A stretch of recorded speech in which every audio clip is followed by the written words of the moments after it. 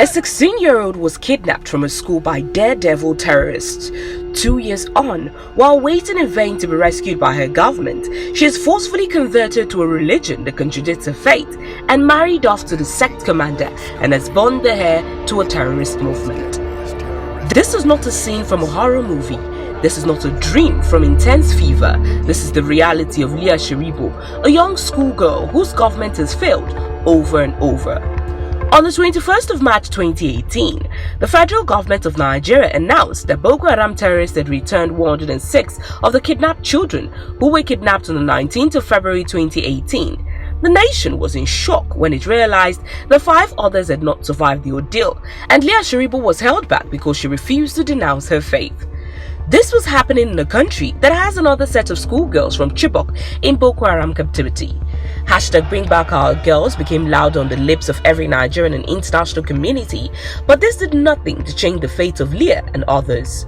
Some were even accused of capitalizing and making money off the publicity that followed the abduction of the girls.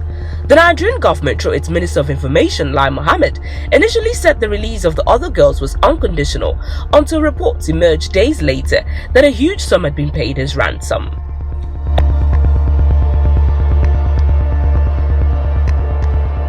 A recent report suggests that after making a financial demand for Leah to be released, the terrorists withdrew when payment was offered. The terrorists had reportedly demanded millions in hard currency as ransom and made a complete U-turn after agreement had been concluded. Leah's abduction is one like no other, as the young schoolgirl has been used by the terrorists to stir sentiment and fan religious embers, causing devastating division in the country. The report also suggested that President Buhari was resolute in making sure that Leah and others be released.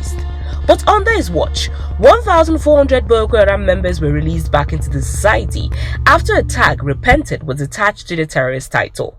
All it took for a president of a country that has its children kidnapped, molested, and was still killed by Boko Haram terrorists on a daily basis to let go of some terrorists in the middle of an active battle is that they have repented.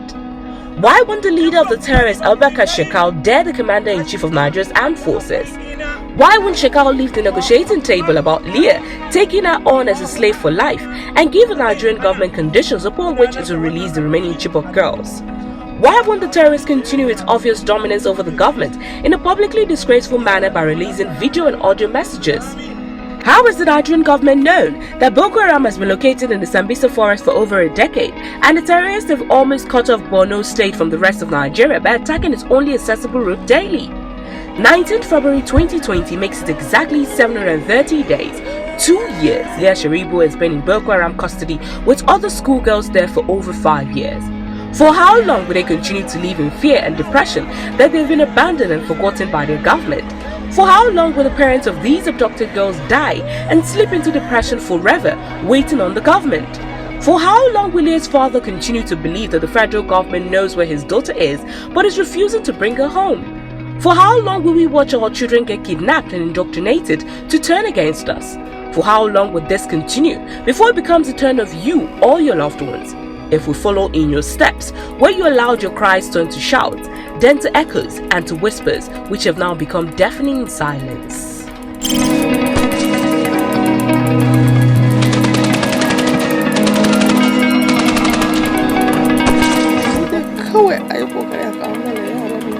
Ni yanzu yaro na wanda yana guru din ma zan cire shi, ba na son makaranta kwata yanzu a rayuwa na, ba na son makaranta.